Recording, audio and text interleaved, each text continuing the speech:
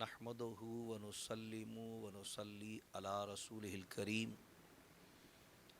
اما بعد فاعوذ بالله من الشيطان الرجيم بسم الله الرحمن الرحيم ان اولیاؤه الا المتقون صدق الله مولانا العظيم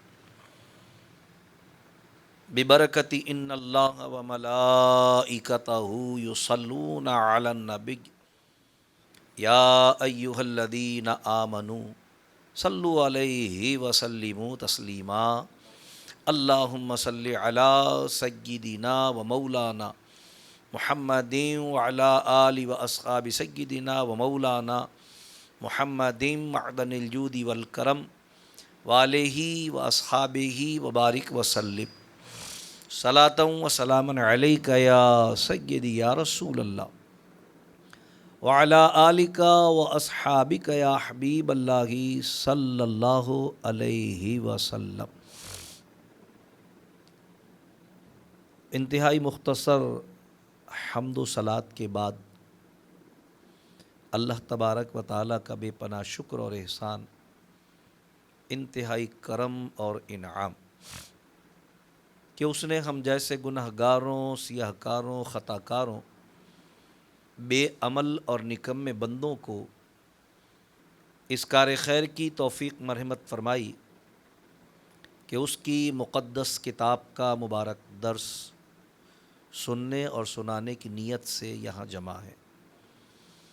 ہزاروں درود اس نبی مکرم فخر دو عالم نور مجسم صلی اللہ تعالی علیہ وسلم کی ذات والا صفات پر کہ جن کی محبت ہمارے ایمان کی جان، جن کی غلامی ہمارے سروں کا تاج، اور جن کی اطاعت دنیا اور آخرت میں کامیابی اور کامرانی کی ضمانت ہے۔ ہزاروں سلام ان کے ازواجین مطہرات، اہل بیت اطہار، صحابہ کرام، خلفائے راشدین رضوان اللہ تعالی علیہم اجمعین پر۔ حصول برکت کے لیے قرآن کریم سے مختصر آیت مقدسہ کی تلاوت کا شرف حاصل کیا۔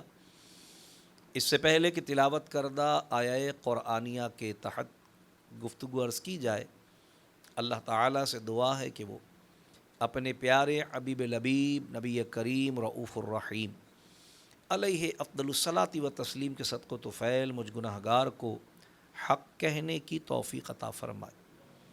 اللہ کریم ہم تمامی اہل ایمان کو حق سن کر حق کو قبول کرنے اور اس پر عمل کرنے کی توفیق عطا فرمائے۔ آج کی درس قرآن حکیم کی اس نشست میں ہمیں جو گفتگو عرض کرنی ہے وہ آیات قرآنیہ کی روشنی میں کرامات اولیاء اللہ کا بیان ہے، کیونکہ موجودہ دور میں ہم دیکھ رہے ہیں کہ ملحدین کی جو ایک بڑی تعداد باقاعدہ طور پر نظریات اسلامی کو مٹانے کے لیے سرگرم عمل ہے، اس میں جہاں ایک طرف قرآن و سنت کے بیان کردہ مسلمہ اصولوں کے خلاف ہرزہ سرائی اور زبان درازی کا بازار گرم ہے، وہیں دوسری جانب دین اسلام کی ترویج و اشاعت کرنے والی وہ مقدس ہستیاں جنہیں اولیاء کرام کہا جاتا ہے، جن کے ساتھ اہل ایمان کی عقیدتیں اور محبتیں دینی رشتے اور تعلق سے نہایت ہی مضبوط اور پائیدار ہیں، ان کے انکار بالخصوص اولیاء کرام کے وجود اور ان کی کرامتوں کے منکرین بہت کثرت کے ساتھ ہمارے درمیان پرورش پا رہے ہیں، لہٰذا ضروری ہے کہ اہل حق علماء اہل سنت کی یہ ذمہ داری ہے کہ وہ عامۃ الناس کو ہر اس عنوان پر کہ جس کی بے خبری خدا نخواستہ ان کے ایمان و عقیدے کی بربادی کا سبب بن سکتی ہے، دلائل قرآن و سنت سے اس پر ایسے ہر عنوان پر انہیں آگاہی فراہم کریں۔ یہ اللہ تبارک و تعالیٰ کا کرم ہے کہ رب کائنات نے ہمیں علماء حق، علماء اہل سنت کا دامن عطا فرمایا ہے۔ اللہ تعالیٰ سے دعا ہے اللہ کریم ہم سب کو عقیدہ حق، اہل سنت و جماعت پر استقامت اور ایمان پر خاتمہ بالخیر عطا فرمائے۔ موجودہ دور میں امام احمد رضا فاضل بریلوی رحمۃ اللہ تعالی علیہ کا فکر و فلسفہ اور آپ کی تعلیمات، آپ کی تصانیف اور فتاویٰ کی روشنی میں جو ہمارے سامنے موجود ہیں، الحمدللہ ہمارے جملہ اسلاف اور ہمارے تمام اکابرین کی تعلیمات کا وہ نچوڑ ہے۔ اور میں اگر یہ کہوں تو غلط نہ ہوگا کہ آج کے اس پرفتن دور میں گمراہی، بے دینی اور بد مذہبی سے محفوظ رہنے کا واحد ذریعہ امام احمد رضا کے دامن سے وابستگی ہے، جو کہ الحمدللہ اللہ تبارک و تعالیٰ نے ہمیں نصیب فرمائی ہے۔ اللہ تبارک تعالیٰ اس نسبت کو قبر و حشر میں بھی ہمارے ساتھ قائم فرمائے۔ موجودہ دور میں ملحدین جہاں اس بات کے منکر ہیں کہ اولیاء کرام کا معاذ اللہ کوئی وجود ہے ہی نہیں، میں آپ کی خدمت میں عرض کروں کہ پچھلے دنوں جامعہ کراچی میں ایک ایسا نوجوان مجھ سے مخاطب ہوا کہ جو اس بات پر مصر تھا، باوجود ہے کہ وہ ظاہر مسلمان گھر میں پیدا ہوا ہے اور خود کو اہل سنت کہہ رہا تھا، لیکن اس بات پر مصر تھا کہ اولیاء کرام کا وجود کوئی معنی نہیں رکھتا، کم از کم موجودہ دور میں اولیاء کرام نہیں پائے جاتے، نیز کرامات کی کوئی حقیقت نہیں ہے۔ ظاہر ہے کہ میں سمجھ رہا تھا کہ اس کی یہ ذہن سازی جاوید احمد غامدی اور مرزا محمد علی انجینئر ٹائپ کے لوگوں کی گفتگو سننے کے نتیجے میں ہوئی ہے۔ اس کے سامنے کیونکہ وہ ملحد تھا اور میں دیکھ رہا تھا کہ یا تو وہ قرآن و سنت کی اہمیت سے ہی منکر تھا، کیونکہ وہ بات بات پر کہہ رہا تھا یہ کتابی باتیں ہیں۔ ظاہر ہے کتابی باتوں سے اس کی مراد یہ تھی کہ حقیقت سے ان کا کوئی تعلق نہیں ہے، ٹھیک ہے روایتوں میں ذکر ہے، معاذ اللہ کتابی باتیں ہیں یہ۔ اولیاء کرام ان کا وجود یہ کتابی باتیں ہیں، ان کی کرامات اور ان کرامات کا ظہور یہ کتابی باتیں ہیں۔ ظاہر ہے اس کے سامنے اگر قرآن و حدیث کے دلائل عرض کیے جاتے تو اس کا تو اس نے اقرار کرنا نہیں تھا، تو میں نے بھی ایک منطقی بات اس کے سامنے کی، کیونکہ وہ ایک ایسا نقطہ اس نے میرے سامنے بیان کیا جو کہہ کر اس نے میری گفتگو کو مجھے مربوط کرنے میں آسانی فراہم کر دی۔ اس نے کہا میں 20-22 باباؤں کے پاس گیا ہوں اس بات کی تصدیق کرنے کے لیے کہ بھئی اولیاء کرام کا کوئی وجود آج کے دور میں ہے یا نہیں ہے۔ اس نے کہا بھئی میں بہت باباؤں کے پاس گیا، کم از کم 20-22 باباؤں کے پاس گیا، اور میں نے یہ دیکھا کہ سارے کے سارے دنیا کمانے کے لیے بیٹھے ہوئے ہیں، ولایت کرامت نام کی کوئی چیز نہیں پائی میں نے۔ ظاہر ہے کہ جس طرح کی وہ گفتگو کر رہا تھا مجھے اندازہ تھا کہ ولایت اور کرامت کا معیار اور کرائیٹیریا بھی اس نے اپنے طور پر ہی کوئی بنایا ہوا ہوگا کہ کس کو ولی کہتے ہیں اور کس چیز کو کرامت تصور کرتے ہیں. ظاہر ہے اس کا معیار بھی اس کا اپنا ہوگا. لیکن بہرحال جب اس نے مجھ سے یہ بات کہی کہ سب جعلی ہوتے ہیں، جعلی بابے ہیں سارے، کوئی وجود اصلی اولیاء کرام کا، حامل ولایت، صاحب کرامت افراد کا اس دنیا میں نہیں پایا جاتا، یہ سب کتابی باتیں. میں نے اس سے کہا کہ تم بہت پڑھے لکھے، ذہین، ظاہر ماسٹرز کر رہے ہو، چالاک آدمی ہو، یہ بتاؤ کہ اگر میں تمہیں 100 کا ایک نوٹ دوں جو دیکھنے میں بالکل اصلی نظر آتا ہو، چلا لو گے مارکیٹ میں؟ اس نے اپنے تئیں ذرا تھوڑا سا چہک کر کہا، مولوی صاحب آپ تو 100 کی بات کر رہے ہیں، 500 کا بھی دیں تو چلا دوں گا. میں نے کہا اچھا اور اگر 1000 کا دے دوں؟ کہنے لگا 1000 کا بھی چلا دوں گا. میں نے کہا اچھا اگر میں تمہیں 2000 کا نوٹ دے دوں تب بھی چلا لو گے؟ کہنے لگا نہیں 2000 کا نہیں چلا سکتا. میں نے کہا تم تو بڑے ذہین آدمی ہو، جب تم 100 کا چلا سکتے ہو، 50 کا چلا سکتے ہو، 1000 کا چلا سکتے ہو، 500 کا چلا سکتے ہو، تو 2000 کا کیوں نہیں چلا سکتے؟ جو بات میں اس سے کہلوانا چاہتا تھا میں اس کو اس کے قریب لایا، کیونکہ ظاہر ہے میں بنیادی طور پر ٹیچر ہوں اور ہمارے بی ایڈ کے سیشن میں ہمیں یہ بات سکھائی گئی تھی کہ ذہنی آمادگی کیا چیز ہوتی ہے، کہ جب ہم بچے کو کوئی چیز سکھانا چاہتے ہیں تو اس عنوان کے قریب لانے کے لیے اس سے کچھ تمہیدی گفتگو کی جاتی ہے. تو یہ تمہیدی گفتگو تھی اور الحمدللہ احادیث مبارکہ میں اس نوعیت کے بہت سارے مضامین الحمدللہ مجھے مطالعہ کرنے کو ملے. تو میں نے کہا تم تو اتنے ذہین اور سمجھدار آدمی ہو تو تم 2000 کا نوٹ کیوں نہیں چلا سکتے؟ اس نے کہا کہ اس لیے، اور یہ ذہن میں رہے کہ جان بوجھ کر میں نے اس وقت میں کافی طلبہ کو جمع کر لیا تھا کہ یہ گفتگو وہ سن سکیں، کہ کوئی اور طالب علم جو کہ میرے لیکچر میں موجود رہتا ہو لیکن وہ بھی خدا نخواستہ اس قسم کے وہموں میں مبتلا ہو اور اس قسم کی گمراہی اس کے بھی ذہن میں موجود ہو، نہیں کر رہا گفتگو، بعض لوگ اظہار نہیں کرتے. تو میں نے اس سے کہا کہ کیوں نہیں تم 2000 کا نوٹ چلا سکتے؟ اس نے کہا بھی دیکھیں 2000 کا نوٹ تو اس لیے نہیں چلا سکتا میں کہ بالکل واضح سی بات ہے کہ نوٹ جیسے ہی میں کسی کو دوں گا تو وہ کہے گا یہ نقلی ہے. میں نے کہا کیوں کہے گا؟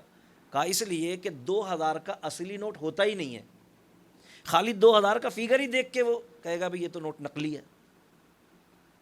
تو میں نے کہا یعنی تم یہ کہنا چاہتے ہو کہ 1000 کا نوٹ اصلی ہوتا ہے اس لیے نقلی بھی چلے گا؟ تمہارا کیا کمال ہوا؟ جب اصلی ہوتا ہے اور اصلی جیسا ہی نقلی ہو تو تم نے چلایا تو کیا کمال کیا؟ کمال تو تمہارا جب ہو جب تم 2000 والا چلا دو. کہنا نہیں 2000 والا تو نہیں چلا سکتا میں. اس نے اپنی معذوری کا اظہار کر لیا. تو میں نے کہا تم 1000 والا اس لیے چلا سکتے ہو، 500 والا اس لیے چلا سکتے ہو، 100 والا اس لیے چلا سکتے ہو کہ یہ نوٹ اصلی بازار میں چلتے ہیں. کہنے لگا ہاں یہی بات ہے. تو میں نے کہا اس کا مطلب یہ ہوا کہ عقلاً یہ چیز بالکل واضح ہے کہ دنیا میں نقلی اسی کا چلتا ہے جس کا اصلی موجود ہوتا ہے. نقلی اسی کا چلے گا جس کی اصل موجود ہو. جس کی اصل کا وجود نہ ہو تو نقل چل ہی نہیں سکتی اس کی. آج ہمارے یہاں 2000 کا اصلی نوٹ جاری ہو جائے، کل تم 2000 والا بھی چلا سکو گے، لیکن جب تک 2000 کا نوٹ اصلی نہیں ہوتا نقلی بھی نہیں چلے گا. مانتے ہو؟ کہنے لگا ہاں. میں نے کہا یہ تو جواب ہے اس بات کا. تم جس 22 کے پاس گئے وہ سارے کے سارے نقلی تھے، میں مانتا ہوں، لیکن ان نقلیوں کی دکان چلنا دلیل ہے اس بات کی کہ اصلی ہوتے ہیں. کیونکہ اگر اصلی دنیا میں موجود نہ ہو تو نقلی چل ہی نہیں سکتا. یہ تو قانون فطرت ہے.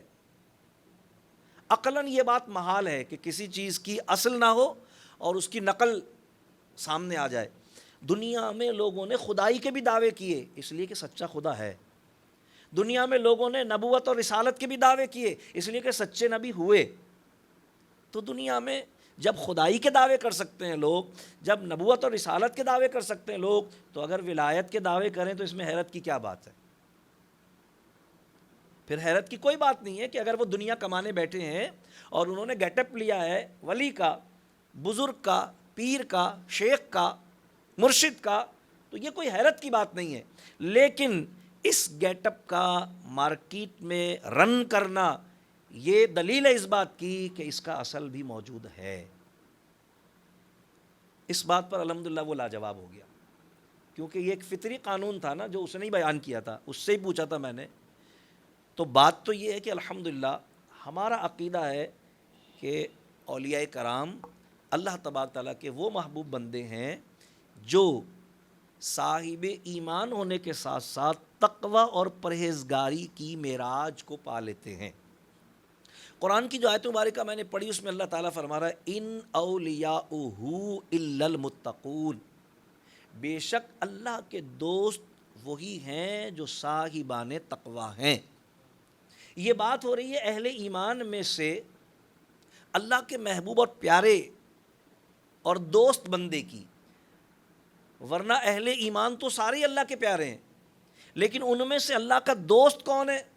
اللہ فرما رہا ہے ان اولیاؤہ الا المتقون، بے شک اللہ کے دوست وہی ہیں جو صاحبان تقوی ہیں۔ اللہ نے قرآن کریم میں ایک اور مقام پر ارشاد فرمایا، وہ آیت زیادہ مشہور ہے، رب کائنات فرمایا الا ان اولیاء اللہ لا خوف علیہم ولا هم یحزنون، خبردار بے شک اللہ کے دوستوں کو نہ کوئی غم ہے، نہ کوئی خوف ہے، نہ وہ غمگین ہوں گے۔ یہ اللہ تبارک تعالیٰ نے اپنے دوستوں کی ایک شان بیان کی، ایک فضیلت بیان کی، پھر پہچان بھی بیان کی۔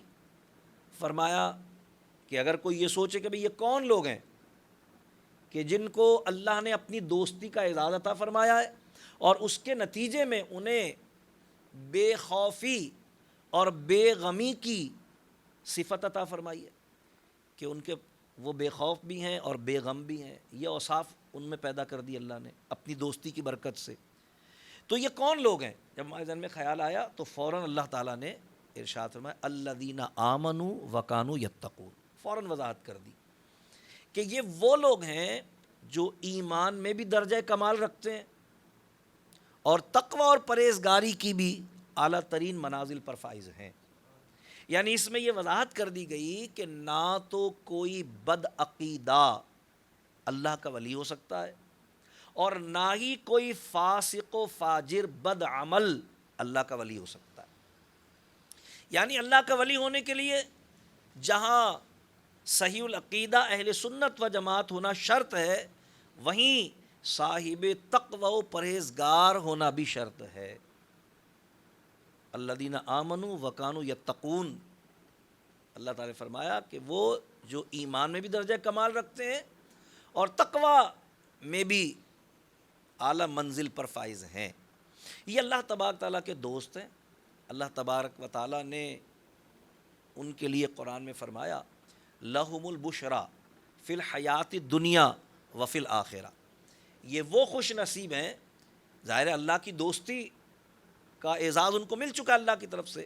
اللہ فرما رہا ہے یہ وہ خوش نصیب ہیں جن کے لیے خوشخبریاں ہیں دنیا میں بھی اور آخرت میں بھی۔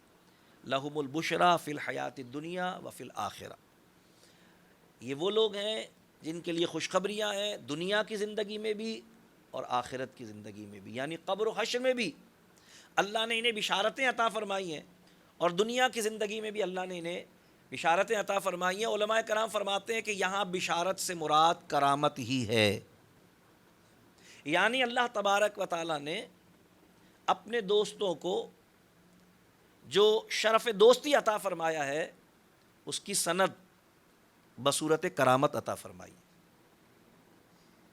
اور اسی کو لہم البشریٰ فی الحیات الدنیا و فی الآخرہ کہا گیا ہے کہ ان کے لیے خوشخبریاں ہیں دنیا کی زندگی میں بھی اور آخرت میں بھی۔ یعنی اللہ تبارک تعالیٰ نے انہیں جو کرامات بطور سند ولایت عطا فرمائی ہیں، وہ کرامتیں ان کی اس دنیاوی زندگی تک محدود نہیں ہیں، بلکہ وہ کرامات ان کی قبر سے بھی جاری ہوں گی اور حشر میں بھی جاری ہوں گی، آخرت کی زندگی میں بھی۔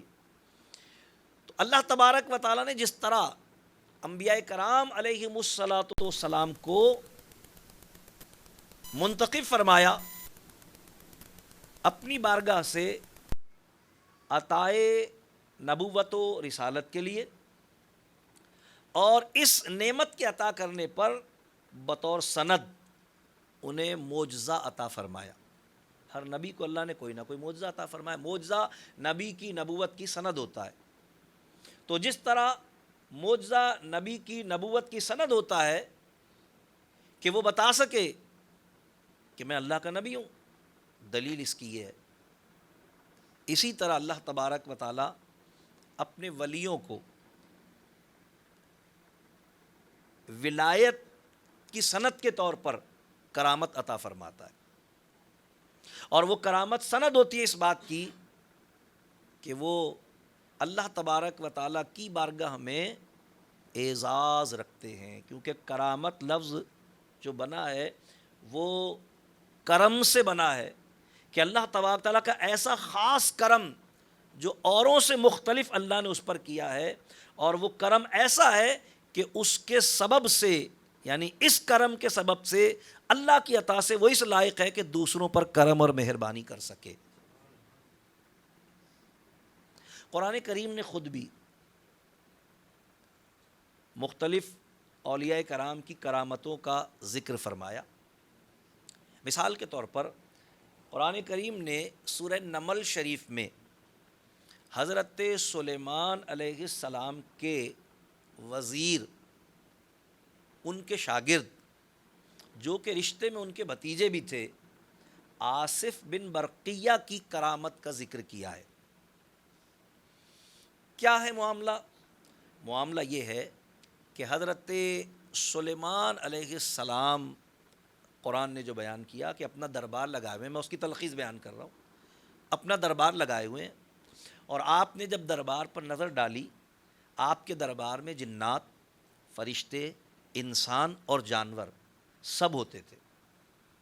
جب آپ نے نظر ڈالی تو قرآن کہتا ہے حضرت سلیمان نے فرمایا بھائی کیا وجہ ہے کہ میں ہدہد کو غیر موجود پاتا ہوں، اگر وہ مجھے اپنی غیر حاضری کا کوئی معقول سبب نہیں بتائے گا تو میں ضرور اس کو سزا دوں گا یا میں اس کو ذبح کر دوں گا. حتیٰ کہ ہدہد حضرت سلیمان علیہ السلام کی بارگاہ میں حاضر ہو گیا. حضرت سلیمان علیہ السلام کی بارگاہ میں تاخیر سے حاضری کی وجہ اس نے یہ بیان کی، قرآن کا بیان ہے، اس نے کہا اے اللہ کے نبی، میرا گزر ایسی قوم پر سے ہوا کہ جو اللہ کو چھوڑ کر سورج کی پرستش کرتے ہیں اور ان پر ایک عورت حکومت کرتی ہے. یعنی یہ واقعہ میرے لیے اتنا حیران کن تھا کہ میں وہاں ٹھہر گیا اور اس میں غور کرنے لگا اور ان کو دیکھنے لگا. میرے آنے کی تاخیر کی یہ وجہ بنی ہے. اللہ تعالیٰ ارشاد فرماتا ہے قرآن کریم میں، یہ آیات ہیں جن کی تلخیص میں عرض کر رہا ہوں، کہ حضرت سلیمان نے فرمایا کہ ٹھیک ہے، ہم تمہارے اس بیان کی تصدیق کریں گے، تو تم یہ میرا خط لے جاؤ اور اس عورت کی گود میں ڈالو. سلیمان علیہ السلام نے یہ خط لکھا اور ہدہد پرندے کو، ہمارے یہاں بھی پایا جاتا ہے یہ پرندہ، ہدہد پرندے کو آپ نے وہ خط دیا کہ خط لے جا کر ڈالو. یہاں غور کرنے کی بات ہے کہ ہدہد جو کہ ایک پرندہ ہے، قرآن کریم اس بات کو بیان کر رہا ہے، اور یہ بات اپنے مستند ہونے کے اعتبار سے ہر شک و شبے سے بالاتر ہے، کیونکہ براہ راست قرآن نے اس کو بیان کیا ہے کہ ہدہد ایک پرندہ ہے، لیکن وہ حضرت سلیمان علیہ السلام کی خدمت میں حاضر ہو کر اپنی تاخیر سے آنے کی جو وجہ بیان کر رہا ہے، اور قرآن نے اس کو بطور روایت بیان کیا کہ وہ کہہ رہا ہے، یعنی بول رہا ہے. عمومی طور پر جب ہم بات کرتے ہیں ہم کہتے ہیں کہ بھئی جانور ہے، بے زبان ہے، یار کیا اس کو کیا عقل ہے. عام طور پر جب کسی جانور نے کوئی نقصان کر دیا، مثال کے طور پر ہم نے کہا یار جانور ہے، بے زبان ہے، کیا مار رہے ہو تم، اس کو کیا عقل ہے، تمہارا کام تھا، تمہیں یہاں پانی نہیں رکھنا چاہیے تھا، اس نے گرا دیا. یہ عام گفتگو ہے کہ جانور ہے تو بے زبان ہے اور بے عقل ہے. یعنی جانور کے ساتھ یہ دو چیزیں ہم منسوب کرتے ہیں کیونکہ یہ عام بات ہے اور حقیقت پر مبنی بات ہے. لیکن ظاہر ہے وہ ہدہد بھی تو ایک پرندہ جانور ہی ہے، قرآن نے اس کا نام لے کر ذکر کیا ہے، بہرحال وہ ایک جانور ہے. لیکن قرآن کی یہ آیات بتا رہی ہیں کہ نبی کی صحبت ایسی اکثیر چیز ہوتی ہے، ایسی کمال والی چیز ہوتی ہے اور ایسی برکت والی چیز ہوتی ہے. انسان تو انسان ہے، جانور کو بھی نبی کی صحبت نصیب ہو جائے تو وہ صاحب زبان اور صاحب شعور ہو جاتا ہے. حضرت سلیمان مقتدی ہیں اور ہمارے آقا امام الانبیاء صلی اللہ علیہ وسلم ان کے امام ہیں. تو جب مقتدی نبی کی صحبت میں فیض پانے والا جانور سلیقہ بیان اور نعمت شعور سے آراستہ ہو جائے تو امام نبی کی صحبت پانے والے انسان کس درجے کمال کا علم اور کس درجے کمال کا سلیقہ بیان اور عقل و شعور رکھتے ہوں گے، جنہیں صحابہ کرام کہا جاتا ہے، الفاظ میں بیان نہیں کیا جا سکتا. اسی لیے میرے آقا فرما رہے ہیں اصحابی کالنجوم فبأیہم اقتدیتم اہتدیتم، میرے صحابہ آسمان ہدایت کے ستارے ہیں، تم میں سے جو کوئی ان میں سے کسی ایک کی پیروی کرے گا وہ ہدایت پا جائے گا. تو وہ ہدہد ایک جانور ہے، لیکن اس کو بولنا بھی آ رہا ہے، وہ بات کر رہا ہے، اور اس کو یہ شعور بھی ہے کہ توحید اور شرک کیا ہوتی ہے، کہ وہ لوگ سورج کو چھوڑ کر، اللہ کو چھوڑ کر سورج کی عبادت کر رہے ہیں. یعنی وہ یہ شعور رکھتا تھا کہ عبادت صرف اللہ کی ہوتی ہے، یعنی عقیدہ توحید راسخ تھا اس کے ذہن میں. جو بے وقوف معاذ اللہ حضور علیہ السلام کے صحابہ کرام پر طعن کرتے ہیں، انہیں سبق لینا چاہیے قرآن کی ان آیات اور ان واقعات سے کہ نبی کی صحبت تو جانور کو بھی مل جائے تو وہ بھی عقل و شعور اور عقائد و نظریات کی اعلیٰ منازل پر فائز ہو جاتا ہے. جو خوش نصیب صحابہ کرام، صحابی لفظ تو بنا ہی صحبت سے ہے نا، یعنی حضور کی صحبت ان کی ذات کے ساتھ اس طرح جڑ گئی کہ وہ صحابی ہی کہلانے لگے. صحابی کے معنی ہے صحبت پانے والا، حضور کی صحبت نے ان کو صحابی بنا دیا. اور حضور نے فرما دیا کہ اصحابی کالنجوم، اور اللہ نے فرمایا رضی اللہ عنہ و رضوا عنہ، اللہ ان سے راضی وہ اللہ سے راضی. بہرحال یہ دوسرا عنوان. تو اس نے آ کر یہ کہا کہ میں نے ایسی قوم دیکھی ہے، آپ نے اس کو خط عطا فرمایا لے جا کر ڈالو. اس نے خط لے جا کر ڈال دیا. جب خط لے جا کر اس نے ڈالا تو اس کا نام تھا بلقیس، سبا دارالخلافہ تھا، یمن ملک تھا. آج اس کا نام بدل کے صنعاء رکھ دیا گیا ہے، اب بھی یہی دارالخلافہ ہے، صنعاء کہلاتا ہے. وہ صنع بولتے ہیں لوگ لیکن صنعاء ہے. تو وہی دارالخلافہ ہے یمن کا، اور وہ یمن میں حکمرانی تھی اس کی. بہرحال تو اس نے جب وہ خط حضرت سلیمان علیہ السلام کا پڑھا، جس میں آپ نے اس کو اسلام کی دعوت دی، اسلام قبول کرو، میری اطاعت و پیروی کرو، اللہ وحدہ لا شریک کی عبادت کرو. اس نے اپنا دربار لگایا اور اپنے لوگوں سے مشورہ کیا کہ بھئی کیا کرنا چاہیے ہمیں. تو انہوں نے کہا کہ بھئی یہ جو بادشاہ ہے، سلیمان علیہ السلام ظاہر بادشاہ تھے، یہ جو بادشاہ لگتا ہے کہ یہ ہم سے بڑا بادشاہ ہے، اس کی فوج، اس کا ملک ہم سے بڑا ہے. تو ہوتا یہی ہے کہ جو بڑا بادشاہ ہوتا ہے وہ چھوٹے حکمرانوں کو مغلوب کر کے اپنی حکومت کا دائرہ ان کے ملکوں پر وسیع کرنے کے لیے کوشش کرتا ہے.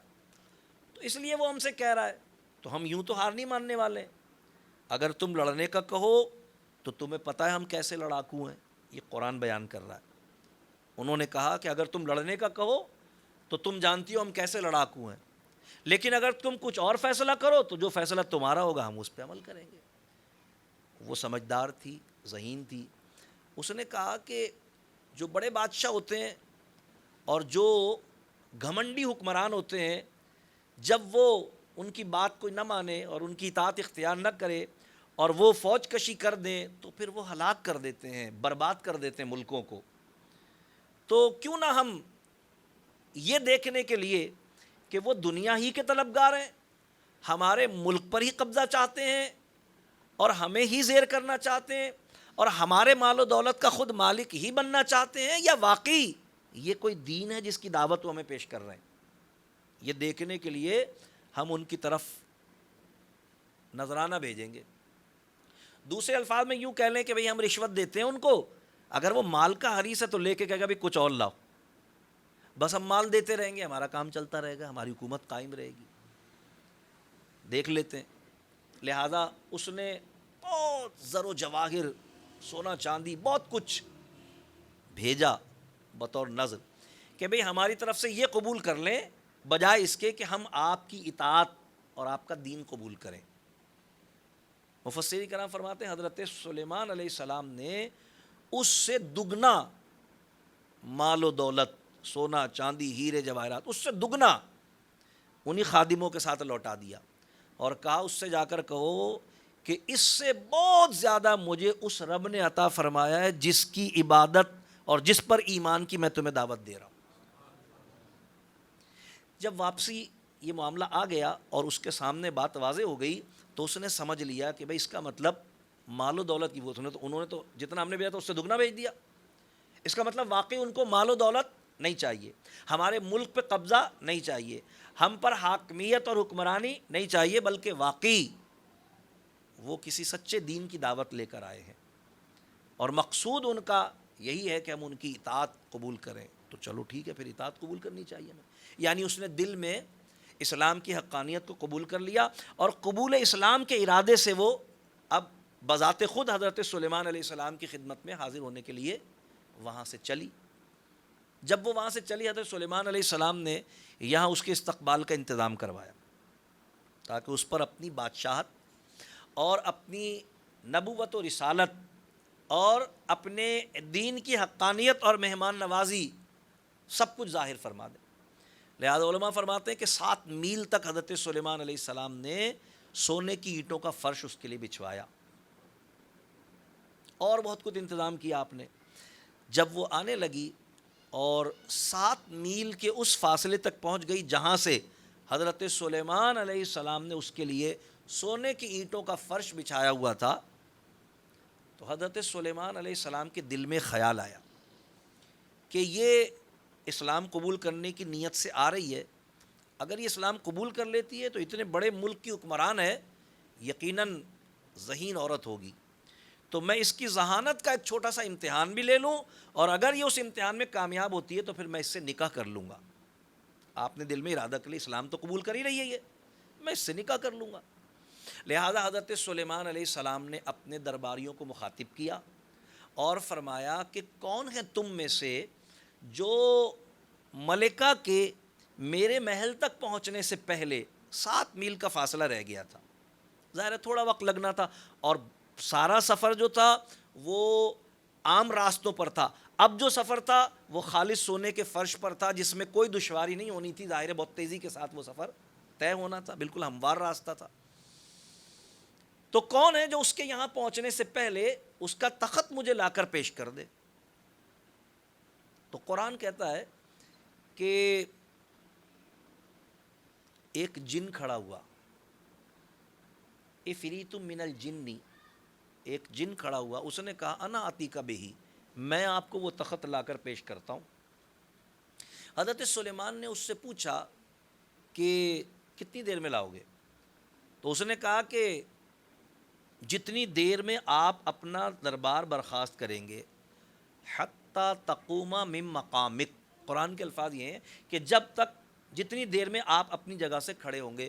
تو جس طرح ہمارے ہاں عدالت لگتی ہے نا، تو جج کھڑا ہوتا ہے تو عدالت برخاست ہو جاتی ہے، اسی طرح بادشاہوں کا دربار ہوتا ہے کہ جب وہ بادشاہ کھڑا ہوتا ہے تو دربار برخاست ہو جاتا ہے۔ اس لیے اس نے کہا کہ جتنی دیر میں آپ کھڑے ہوں گے، یعنی جتنی دیر بھی آپ اپنا دربار چلائیں گے بھائی اتنی دیر میں یہ کام کر کے آ جاؤں گا۔ افریت من الجن، جنوں میں کا ایک بہت بڑا دیو تھا، وہ جناتی طاقت کا حامل، افریت کہا ہے قرآن نے اس کو، بہت بڑا جن تھا وہ دیو۔ حضرت سلیمان علیہ السلام نے اس کو اجازت نہیں دی کہ اس کی پیشکش قبول نہیں کی، آپ نے فرمایا بھائی کوئی اور۔ اب قرآن کہتا ہے وقال الذین عندہ علم من الکتاب انا آتیک بہ، پھر وہ کھڑا ہوا جس کو ہم نے کتاب سے کچھ علم عطا فرمایا تھا، اس نے کہا انا آتیک بہ، میں آپ کو وہ تخت لا کر پیش کرتا ہوں۔ حضرت سلیمان نے پوچھا کتنی دیر میں؟ یہ آصف بن برقیہ تھے جن کی بات ہو رہی ہے، یہ حضرت سلیمان کے وزیر بھی تھے، یہ حضرت سلیمان کے شاگرد بھی تھے، حضرت سلیمان کے رشتے کے بھتیجے بھی تھے، یعنی آپ کے رشتے کے بھائی کے بیٹے تھے، کزن کے بیٹے تھے، اور حضرت سلیمان کی امت کے ولی تھے۔ انہوں نے کہا نا آتی کا بھی، میں آپ کو لا کر دوں گا وہ تخت۔ پوچھا کتنی دیر میں لا کر دو گے؟ اب قرآن کہتا ہے، انہوں نے کہا این یرتد الیک طرفک، اس سے پہلے کہ آپ اپنی پلک کو جھپکیں میں وہ تخت لا کر دے دوں گا۔ اب یہ تخت کئی ہزار یا کئی سو میل کے فاصلے پر رکھا ہوا تھا، ملک کے یمن میں، وہاں کے دارالحکومت صنعا میں، اور 7 محلوں میں مکفل اور محفوظ۔ ظاہر سی بات ہے کہ ملکہ جس تخت پر بیٹھتی تھی تو وہ تخت آپ سمجھ سکتے ہیں کہ اس کی کوئی اہمیت تو ہوگی نا۔ مفسرین نے لکھا ہے، صاحب تفسیر روح البیان نے وضاحت کی ہے کہ وہ تخت 40 ہاتھ اونچا تھا، 40 ہاتھ چوڑا تھا، 70 ہاتھ لمبا تھا، سونے اور چاندی سے مرصع تھا، اور بے حساب ہیرے موتی جواہرات اس میں جڑے ہوئے تھے، بہت ایک شاہکار تھا وہ۔ ظاہر اس سے اس کی قیمت کا اندازہ لگایا جا سکتا ہے۔ تو جب اتنا قیمتی تھا تو ظاہر ہے محفوظ بھی رکھا گیا ہوگا۔ جب انہوں نے یہ کہا انا آتی کا بھی، میں لا کر دوں گا آپ کو وہ تخت، تو حضرت سلیمان علیہ السلام نے انہیں اجازت عطا فرمائی، فرمایا تمہیں اجازت ہے۔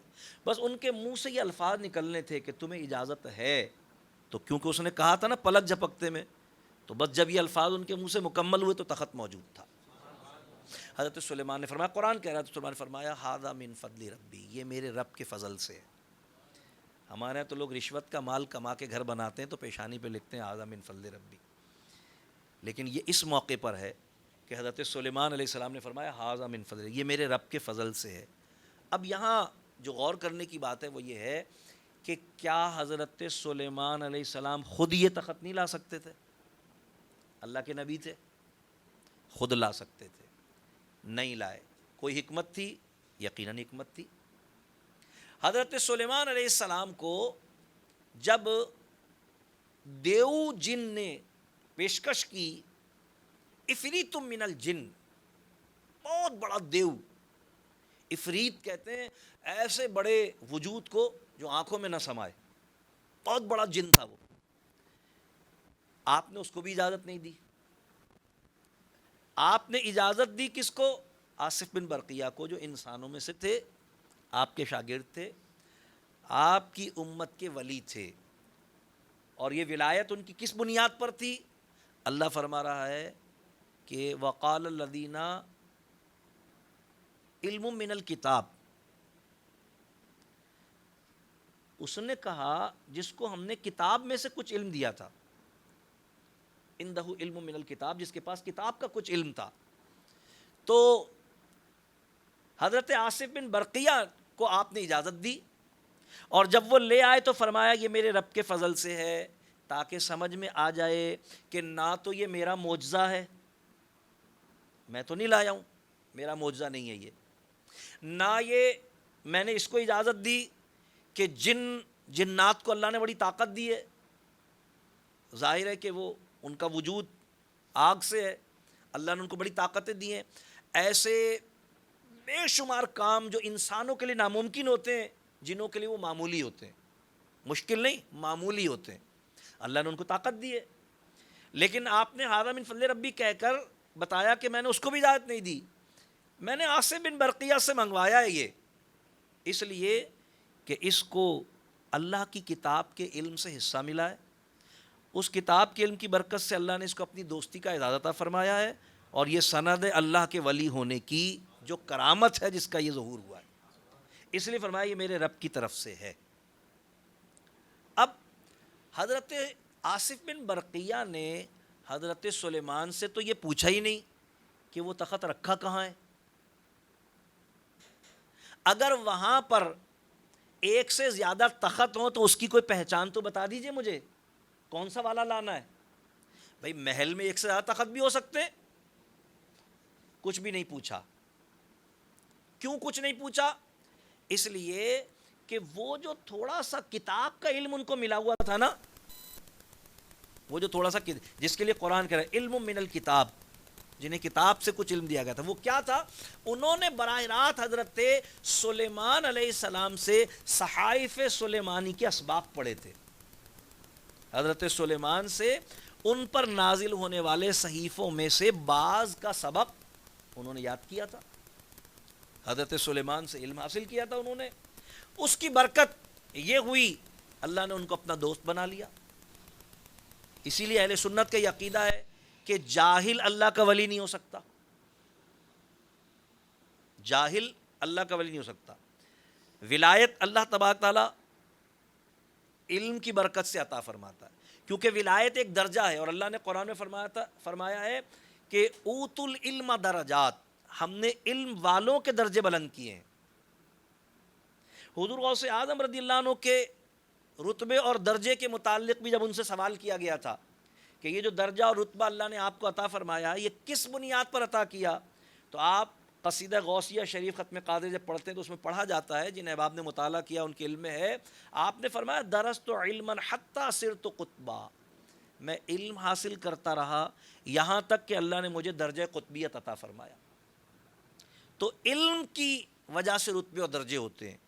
تو حضرت آصف بن برقیہ کو بھی یہ رتبہ اور درجہ اللہ نے اپنی دوستی کا، ولایت کا، علم کی برکت سے ہی عطا فرمایا، اور حضرت سلیمان کی صحبت کی برکت سے عطا فرمایا. اب غور کرنے کی بات یہ ہے کہ حضرت آصف بن برقیہ انسان ہیں لیکن اللہ کے ولی ہیں. اللہ تبارک و تعالیٰ نے آپ کو کرامت عطا فرمائی، اور کرامت بھی ایسی عطا فرمائی کہ سینکڑوں میل کے فاصلے پر رکھا ہوا تخت ایک لمحے میں، آن کی آن میں، پلک جھپکنے میں، قرآن کے الفاظ ہیں اَن یرتد الیک طرفک، اس سے پہلے کہ آپ اپنی پلکوں کو جھپکے، پلک جھپکنے میں کتنی دیر لگتی ہے؟ قرآن کہہ رہا انہوں نے کہا کہ میں پیش کر دوں گا، اور صرف دعویٰ نہیں کیا بلکہ پیش بھی کر دیا. تو حضرت سلیمان نے فرمایا ھذا من فضل ربی، اسی لیے فرمایا کہ پتہ چل جائے کہ یہ میرے رب کا فضل ہے جو اس پر ہے، جس نے اس کا اظہار کیا ہے. وہ فضل اللہ کی دوستی کا فضل. اللہ فرمایا لہم البشریٰ فی الحیات الدنیا، بشارتیں ان کے لیے اس دنیا کی زندگی میں بھی اور آخرت کی زندگی میں بھی. یعنی یہ جو کرامت کا اعزاز اللہ نے اپنے ولیوں کو عطا فرمایا ہے، یہ اللہ تبارک و تعالیٰ کی طرف سے انعام ہے. یہ سند ہوتا ہے ولی کے ولایت کی. قرآن کریم فرقان حمید نے حضرت مریم کی کرامات کا بھی ذکر کیا ہے. لیکن کوئی کہہ سکتا ہے کہ بھئی حضرت مریم کیونکہ حضرت عیسیٰ علیہ السلام کی والدہ تھی، تو ظاہر ہے کہ کیونکہ عیسیٰ علیہ السلام ان کی والدہ تھی، وہ اس لیے ان کی کرامات کا ظہور ہوا. عیسیٰ علیہ السلام کی والدہ تو وہ بہت بعد میں بنی.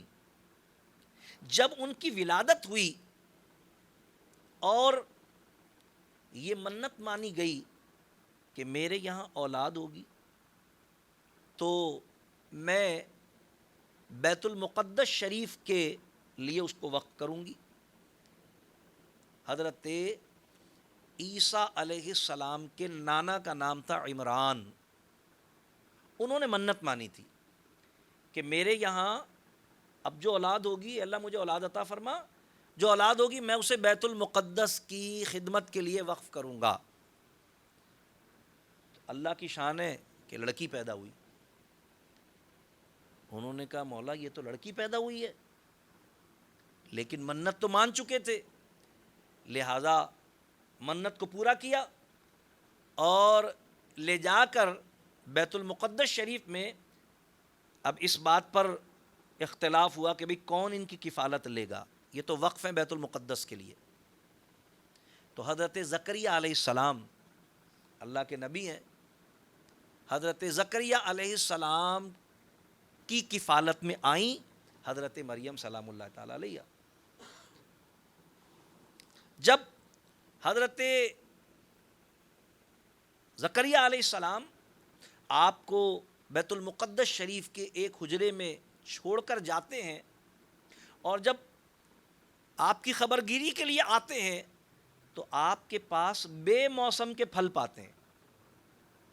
یعنی مثلا سردی کے دن ہیں تو گرمیوں والے پھل، اور گرمی کے دن ہیں تو سردیوں والے پھل. قرآن کریم فرقان حمید نے اس کو بیان کیا. اللہ تبارک و تعالیٰ نے ارشاد فرمایا وَكَفَّلَهَا زکریا، زکریا کے ذمے آئی ان کی کفالت. کلما دخل علیہ زکریا المحراب، جب کبھی حضرت زکریا علیہ السلام اس محراب میں تشریف لاتے، اس حجرے میں تشریف لاتے کہ جو حضرت مریم کے لیے آپ نے مقرر فرمایا تھا، وجد عندہا رزقاً، تو وہاں پر انوکھے اور نایاب رزق پاتے تھے، یعنی بے موسم کے پھل. علماء نے یہ ترجمہ اور تفسیر کی. تو ان سے پوچھتے تھے قالا یا مریم انا لک ھذا، مریم یہ کہاں سے آئے؟ بھئی ذمہ داری تو میری ہے کفالت کی تمہاری، تو یہ کون دے کے گیا تمہیں، کہاں سے آئے؟ تو حضرت مریم فرماتی ہیں قالت هو عند اللہ، آپ کہتی تھیں یہ اللہ کی طرف سے آئے. ان اللہ یرزق من یشاء بغیر حساب، وہ اللہ جسے چاہتا ہے بے حساب روزی عطا فرماتا ہے. اب حضرت عیسیٰ علیہ السلام کی ولادت تو جب ہونی تھی نا، ابھی تو حضرت مریم کو وقف کیا گیا ہے بیت المقدس شریف کی خدمت کے لیے. اور کیونکہ اللہ تبارک و تعالیٰ کا یہ انتخاب تھا، کیونکہ منت تو مانی گئی تھی ولادت سے پہلے، تو اللہ نے آپ کو بطور خادمہ وجود عطا فرمایا تھا. تو گویا یہ جو اللہ تعالیٰ نے آپ کو اپنی دوستی کا شرف اور اپنی بارگاہ کی محبوبیت عطا فرمائی تھی، ظاہر نبی تو نہیں تھیں آپ، نبی کی بیوی نبی نہیں ہوتی، نبی کی ماں نبی نہیں ہوتی، نبی کی بہن نبی نہیں ہوتی، کیونکہ دنیا میں کبھی کوئی عورت نبی ہوئی نہیں. نبوت مرد کے ساتھ خاص ہے، قرآن نے اس کو بھی بیان کیا ہے.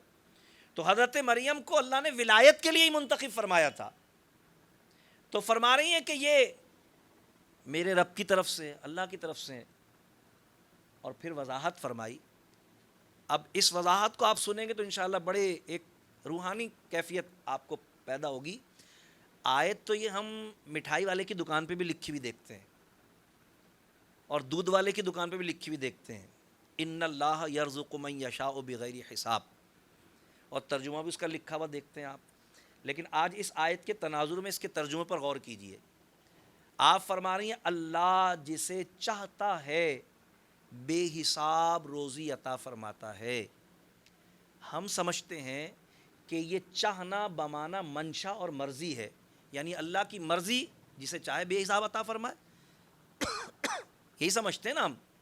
لیکن صوفیہ کرام فرماتے ہیں یہاں شاء چاہنا بمانا چاہت اور محبت ہی ہے.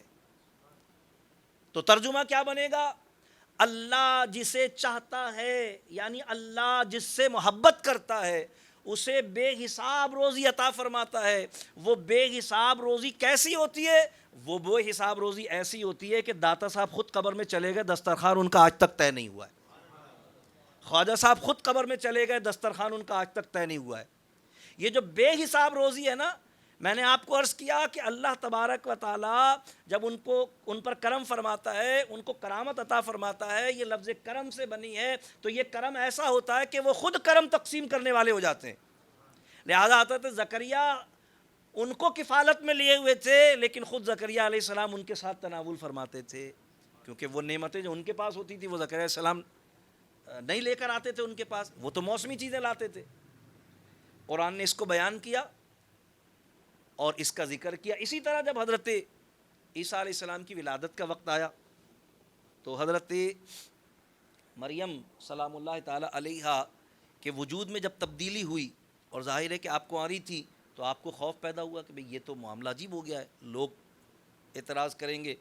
تو آپ نکل کر بیت المقدس شریف کے ایک ایسے گوشے میں چلی گئیں جہاں پر لوگوں کا آنا جانا نہیں تھا، ویران گوشے میں چلی گئیں.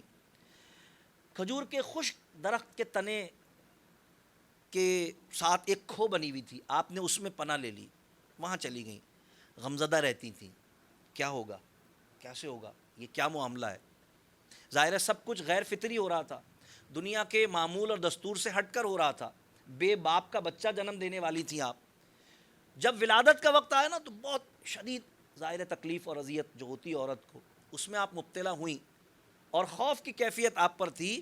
اللہ تبارک و تعالیٰ نے حضرت مریم سلام اللہ تعالیٰ علیہا کو اطمینان عطا فرمایا کس طرح کہ جب وہ وہاں پر تھیں اور چاہتی تھی کہ کوئی ان تک نہ آئے تو ظاہر ہے بھوک اور پیاس کی بھی کیفیت تھی کہ سب سے چھپ کے یہاں بیٹھی تھی، اور لوگوں کے اعتراضات کا بھی خوف دل میں موجود تھا، اور اللہ کا ولی بے خوف اور بے غم ہوتا ہے. یہ بے خوفی اور بے غمی اللہ تعالیٰ ہی عطا کرتا ہے نا اسے.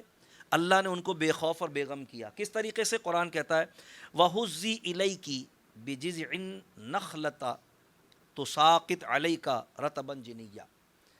حضرت مریم پر اللہ نے الہام فرمایا. نبی پر وحی ہوتی ہے، ولی پر الہام ہوتا ہے، یعنی اس کے دل میں کوئی بات اللہ ڈال دیتا ہے. کیا الہام کیا اللہ نے؟ اللہ نے فرمایا کہ بھئی تم پریشان نہیں ہو، یہ جو کھجور کا درخت جس کے تنے سے تم ٹیک لگائی ہو نا، اس کے پتے کو ہلاؤ. سوکھا درخت تھا اور آپ اس سے ٹیک لگا کر بیٹھی تھیں. کیا کہا کہ اس کو ہلاؤ تو کیا ہوگا؟ فرمایا رطبن جنیہ، تو تازہ کھجوریں اس سے گریں گی. اور ایسا ہی ہوا کہ جب آپ نے درخت کو ہلایا تو تازہ کھجوریں آپ پر برسنے لگیں. وہ درخت آپ کے وجود کی برکت سے تازہ ہو گیا، اس کی کھجوریں پک پک کر آپ پر گرنے لگیں. غور کرنے کی بات ہے. ظاہر ہے یہ کرامت ہے ان کی کہ ان کے وجود کی برکت سے وہ سوکھا ہوا درخت ہرا ہو گیا. میں کہا کرتا ہوں کہ اولیاء کرام کی نگاہ میں تاثیر ہوتی ہے، کیونکہ نظر دو طرح کی ہوتی ہے، ایک نظر لگنے والی، ایک نظر پڑنے والی. لگنے والی نظر کا حال یہ ہے کہ ہر ایک کو لگ جائے تو سوکھا کر دیتی ہے، اور پڑنے والی نظر کا حال یہ ہے کہ سوکھے پہ پڑ جائے تو ہرا کر دیتی ہے. قرآن نے اسی چیز کو بیان کیا کہ حضرت مریم کی کرامت بیان کی اور کہا کہ اس کو ہلاؤ. اب دیکھیے صرف یہ بات نہیں ہے کہ درخت ان کے وجود سے ہرا ہو گیا، بلکہ غور کرنے کی بات یہ کہ سب جانتے ہیں کہ عیسیٰ علیہ السلام کی ولادت 25 دسمبر کو ہوئی ہے، اور دسمبر سردیوں کا مہینہ ہوتا ہے اور کھجوریں گرمیوں میں پکتی ہیں. یعنی صرف یہی نہیں کہ وہ کھجور ہرا ہو گیا، بلکہ اس کھجور نے بھی بے موسم پھل دیے. صرف ہرا نہیں ہوا، بے موسم پھل دیے اس نے. ظاہر ہے یہ ان کی کرامت تھی، حضرت مریم کی کرامت تھی جس کو قرآن نے بیان کیا. تو قرآن کریم نے حضرت مریم کی کرا. لیکن کوئی کہہ سکتا ہے، میں تفصیل نہیں جاتا اس میں، کہ بھئی کیونکہ وہ عیسیٰ علیہ السلام کی والدہ تھیں اس لیے. چلیے صاحب، عیسیٰ علیہ السلام کو اللہ تبارک و تعالیٰ نے آسمانوں پر اٹھا لیا 31 برس کی عمر میں. یہودیوں نے آپ کو پھانسی دینے کا فیصلہ کر لیا. اللہ کی حکمت تھی، میں اس کی تفصیل میں نہیں جاؤں گا، کچھ تفصیل میں پہلے کبھی عرض بھی کر چکا ہوں. اللہ نے آسمانوں پر اٹھا لیا اور کچھ وقت بھی گزر گیا اور کفر و شرک اور گمراہی زمین پر بہت زیادہ پھیل گئی. تو دقیانوس نام کا ایک بادشاہ تھا اسی فلسطین میں، جو خدائی کا دعوے دار تھا اور اپنے بت بنوا کر اس نے مختلف شہروں میں رکھے ہوئے تھے اور انہیں سجدہ کروایا کرتا تھا وہ. تو اللہ تبارک و تعالیٰ کے بندوں میں سے، بنی اسرائیل کے لوگوں میں سے، عیسیٰ علیہ السلام کی امت میں سے یہ 7 افراد تھے. سب نوجوان تھے اور یہ سب عبادت گزار نیک تھے. انہوں نے آپس میں فیصلہ کیا کہ کیونکہ بادشاہ اب اپنی پر آ چکا ہے اور اس نے اپنے بت یا اپنے آپ کو سجدہ کرنے سے انکار کرنے والے کو قتل کرنے کے اقدامات شروع کر دیے ہیں، تو اب ہم اپنی جان بچائیں یا ایمان بچائیں؟ سجدہ ہم نے اس کو کرنا نہیں ہے، اور سجدہ نہ کرنے کی صورت میں قتل کیا جانا ہے. تو آپس میں انہوں نے مشورہ کیا بھئی کیوں نہ ہم شہر ہی چھوڑ دیں اور ہم کہیں جنگل بیابان میں چلے جائیں.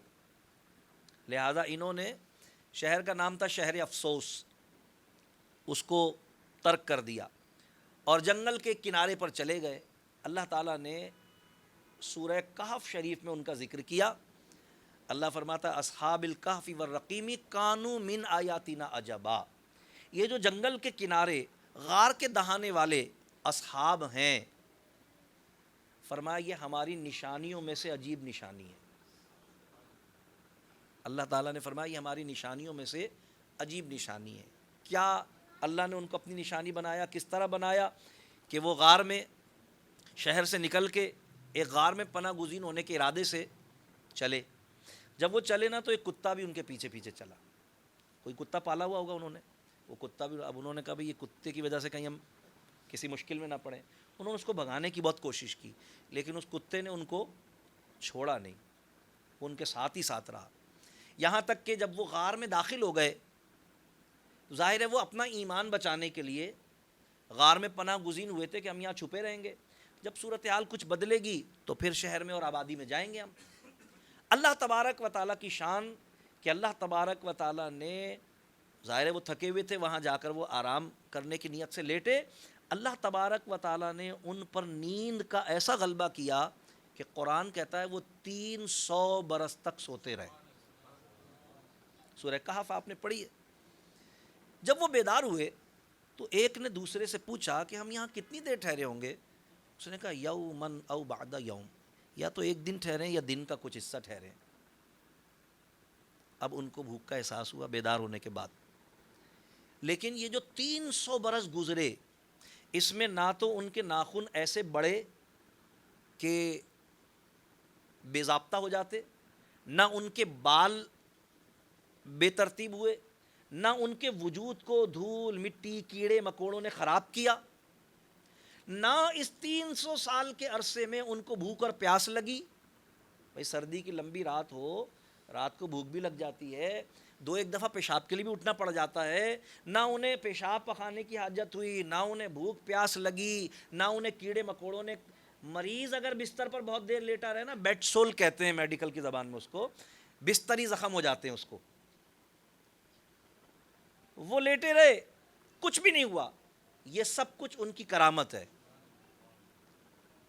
ایمان بچانے نکلے تھے نا, اللہ کے محبوب بن گئے, اللہ کے دوست ہو گئے, اللہ نے ان سے کرامت کا ظہور کیا. 300 برس تک وہ وہاں سوتے رہے اور پھر بیدار ہوئے. اچھا وہ تو سو ہی رہے تھے 300 برس تک, یہ جو کتا ان کے پیچھے پیچھے گیا تھا نا, یہ جب وہ اندر چلے گئے غار کے تو یہ چوکھٹ پر بیٹھ گیا. جیسا کہ گھر میں جب وہاں رہتے تھے تو وہ ان کی چوکھٹ پر بیٹھتا تھا, یہ بیٹھ گیا. کیونکہ یہ ان کے ساتھ لگا ہوا تھا نا, ان کا ساتھی ہو گیا تھا یہ. تو دیکھیے وہاں پر بات تھی حضرت ہدہد کی صحبت پا کر جانور کے فیضیاب ہونے کی, وہ نبی کے معجزے کا فیضان تھا. اور یہاں پر بات ہے ولی کی کرامت, اللہ والوں کی صحبت سے فیضیاب ہو کر پھر جانور کی برکت پانے کی. پتہ ہے کیا ہوا؟ اللہ نے جس طرح ان پر 300 برس نیند رکھی نا, اس کو بھی 300 برس تک سلایا اللہ نے. یہ بھی 300 برس تک نہیں جاگا, اس کے بھی ساتھ وہی معاملات ہوئے کہ نہ پیشاب نہ پخانا نہ بھوک نہ پیاس.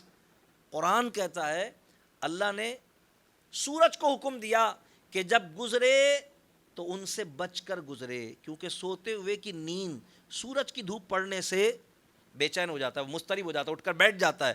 اللہ نے فرمایا ہم نے سورج کو پابند کیا کہ ان سے بچ کر گزرے, کہ اپنی دھوپ سے ان کو بیدار نہ ہونے دے, ان کے آرام میں خلل نہ ڈالے.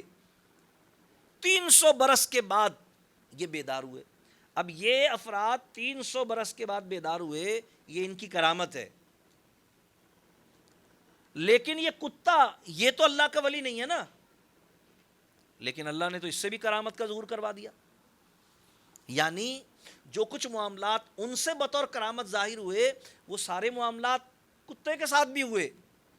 وہ بھی ان کے بیدار ہونے پر ہی بیدار ہوا 300 برس کے بعد. اس کو بھی بھوک پیاس اب ہی لگی جب ان کو لگی.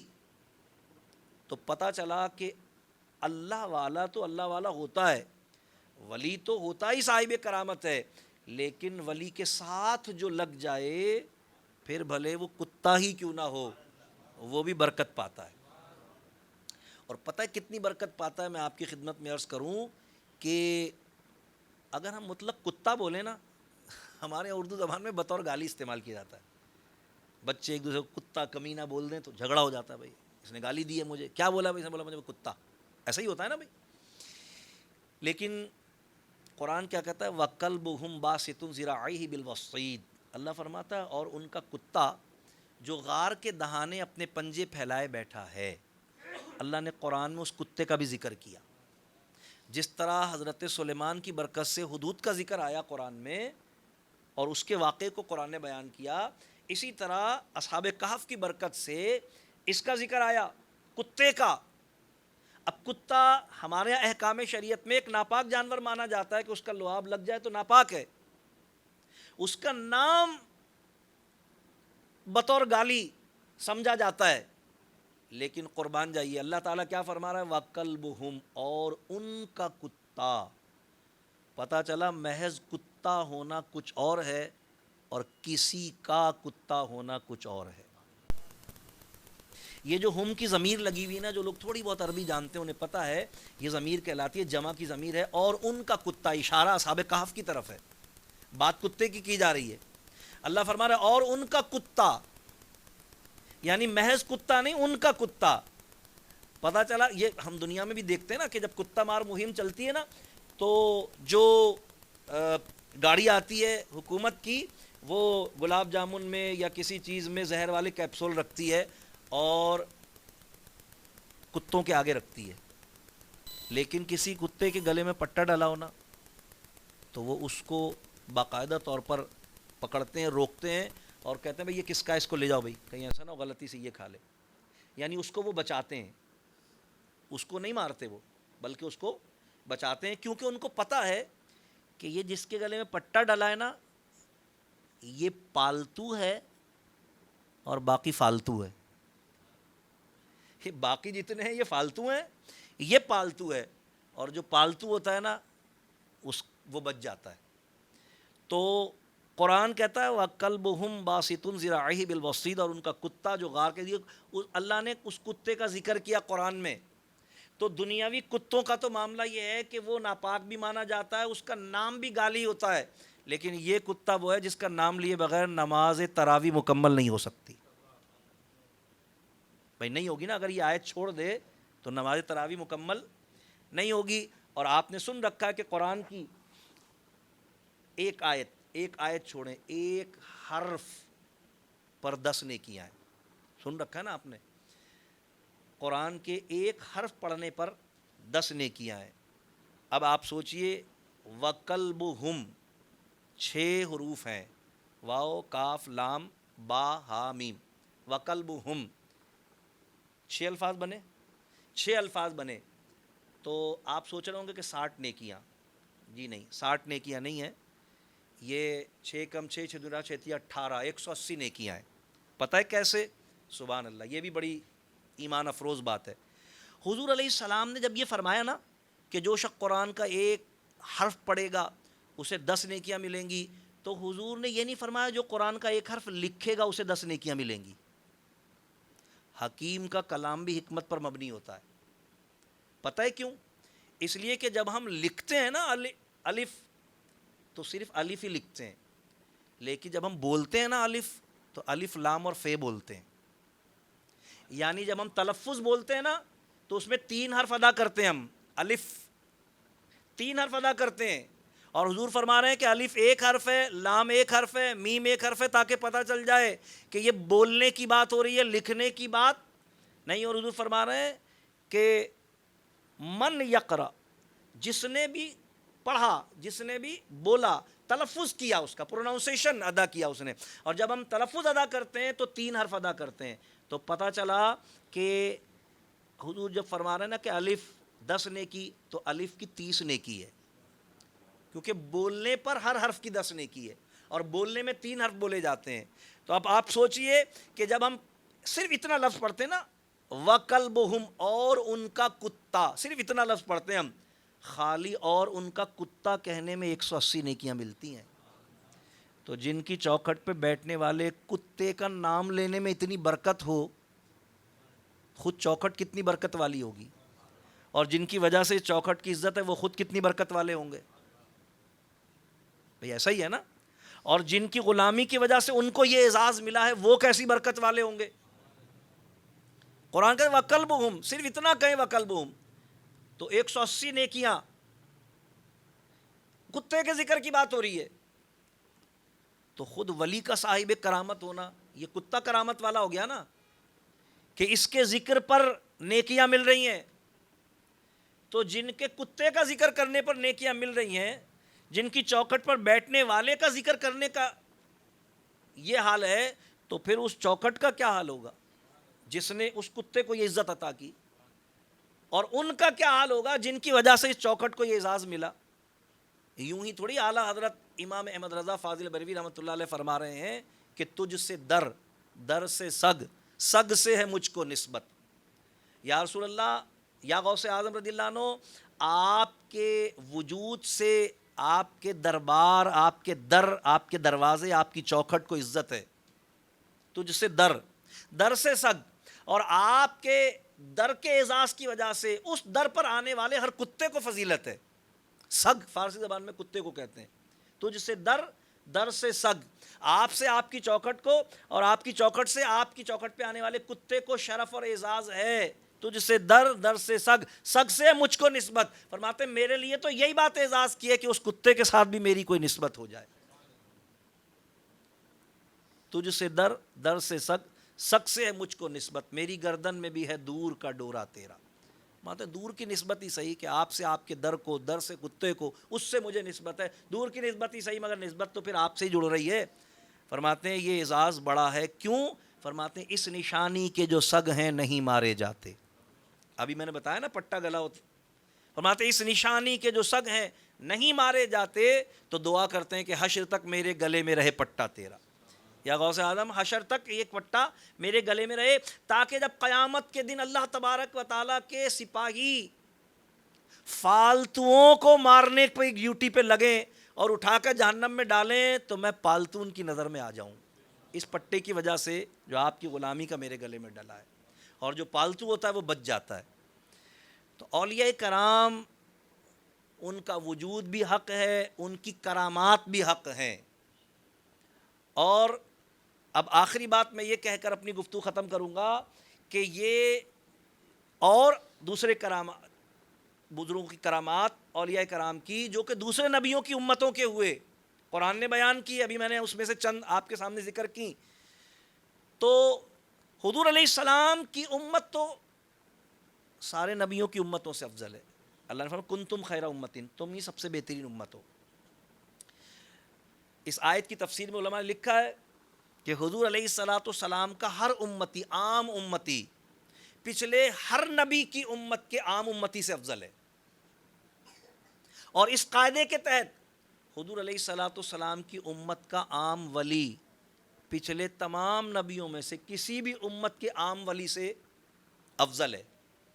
لیکن ہم جن کی بات کر رہے ہیں، ہم جن کے مرید ہیں، ہمیں جن سے نسبت ہے، وہ صرف حضور کی امت کے ولی نہیں ہیں، بلکہ حضور کی امت کے سارے ولیوں کے سردار ہیں، غوث اعظم رضی اللہ عنہ۔ اور پھر سارے نبی حضور کے مقتدی ہیں۔ جو فرق امام اور مقتدی میں ہے وہی فرق امام نبی کی امت اور مقتدی نبی کی امت میں بھی ہے، اور وہی فرق امام نبی کی امت کے اولیاء اور مقتدی نبی کی امتوں کے اولیاء میں بھی ہے۔ اور حضور غوث اعظم امام نبی کی امت کے اولیاء کے سردار ہیں۔ الحمدللہ ہمیں سعادت ہے، شرف ہے، اعزاز ہے کہ اللہ تعالیٰ نے ہمیں ان کی غلامی کا شرف عطا فرمایا، اور یہ شرف بھی امام احمد رضا کی نسبت سے عطا فرمایا ہے۔ مولانا جمیل الرحمن قادری رحمۃ اللہ علیہ ارشاد فرماتے ہیں نا کہ جمیل قادری 100 جاں سے قرباں اپنے مرشد پر، اعلیٰ حضرت کے مرید تھے، فرماتے ہیں جمیل قادری 100 جاں سے قرباں اپنے مرشد پر بنایا جس نے مجھ جیسے کو بندہ غوث اعظم کا۔ فرماتے ہیں میں تو اپنے مرشد کے قربان کہ جن کی نسبت سے مجھے غوث اعظم کی غلامی کا یہ پٹا نصیب ہوا۔ اللہ تبارک و تعالیٰ کی بارگاہ میں دعا ہے اللہ کریم ہم سب کو عقیدہ حق اہل سنت و جماعت پر استقامت عطا فرمائے۔ آیات قرآنیہ نے اس بات کو واضح کیا کہ اولیاء کرام کا سرکار کی امت میں قیامت تک ہونا بھی حق ہے، اور ان کی کرامتوں کا ہونا بھی حق ہے۔ آیات قرآنیہ میں نے آپ کے سامنے رکھی، اسی طرح کی بے شمار آیات اور بھی ہیں، اور پھر احادیث مبارکہ تو کوئی شمار ہی نہیں ہے۔ اللہ تبارک تعالی ہم سب کو عقیدہ حق اہل سنت و جماعت بالخصوص اولیاء کرام اور ان کی کرامتوں کے حق ہونے کے عقیدے پر استقامت نصیب فرمائے۔ ہر قسم کی بد مذہبیت، گمراہی اور بے دینی سے اللہ کریم مجھے اور آپ کو محفوظ و مامون فرمائے۔ وآخر دعوانا ان الحمد للہ رب العالمین۔